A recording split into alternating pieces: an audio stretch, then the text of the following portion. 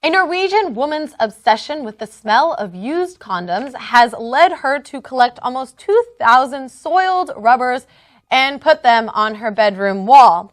Now you're seeing here a picture of 27-year-old Condom Tonhe. Her last name is Tonhe. We don't know her first name. And she says that her fetish started in 2010 when she asked her then boyfriend to keep the condom he had used during their plow session, excuse the terminology here, because there was something about the smell. He responded by calling her nasty, and he broke up with her a short while later after she asked some of his drunk friends who had just had sex in her bed to leave their used love glove on the nightstand. I'm loving all these euphemisms here. She now has 1,921, some of which she has paid as much as $77 to get her hands on. Some are accompanied with a picture of the donor, something that Tona says she will throw in another $15 to get. And if she can't afford them, her father has stepped forward and asked some of his friends to donate. She says, one day I'm going to clear 10,000. That I'll look forward to.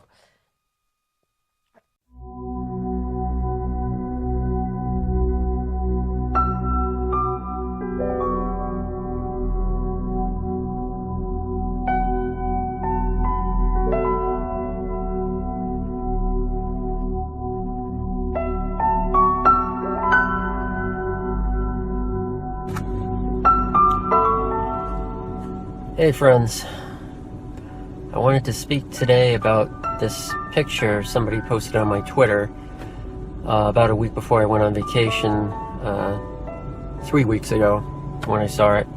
That prompted me to start this channel and maybe offer some encouragement.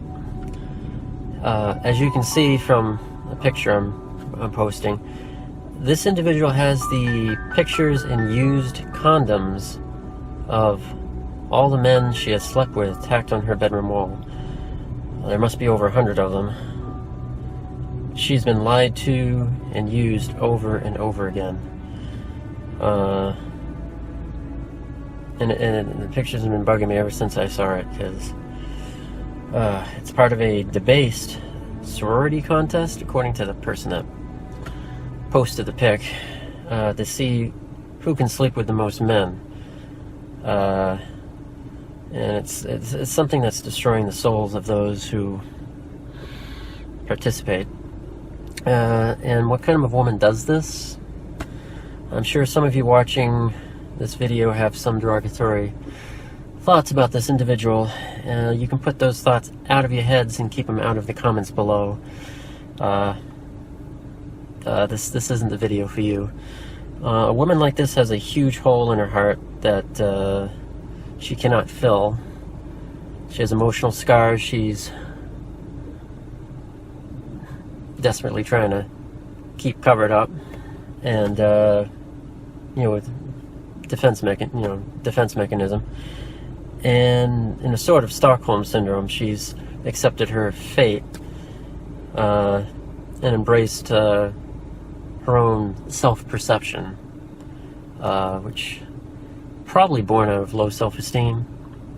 I know they may say otherwise. They're going to get defensive, but and have chosen to celebrate debauchery and nihilism.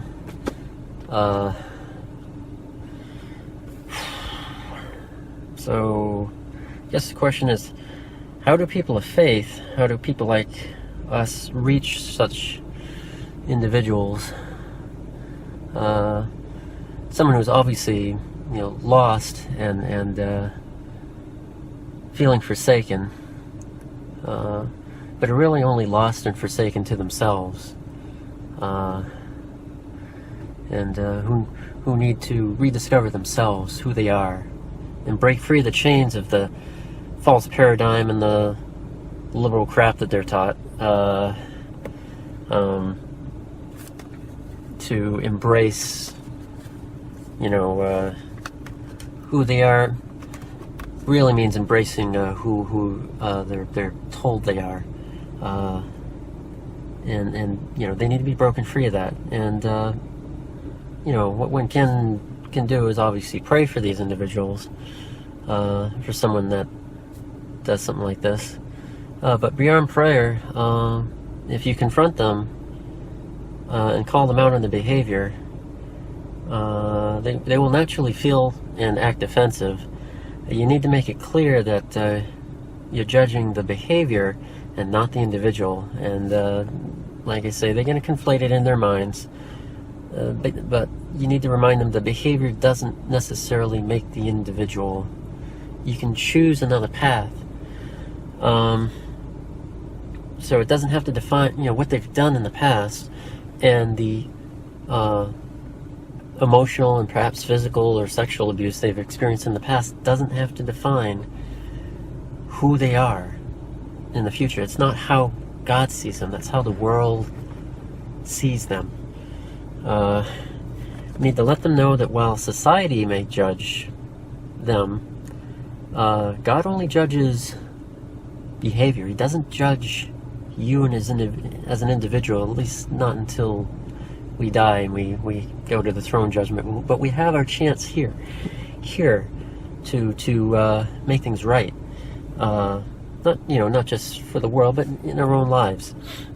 And we need to let them know that God loves them for who they are, that they're a child of infinite worth, and that He values them so much that He sent His only begotten Son, born of the Virgin Mary.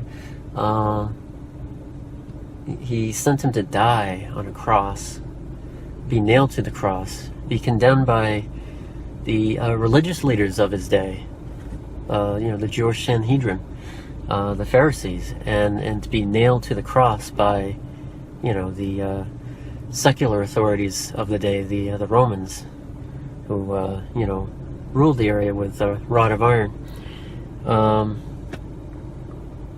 God loved you, each and every one of you, so much that He would send his Son to do the unthinkable and give His life, a life He was afraid to give. He even prayed, God, let this cup pass from me, but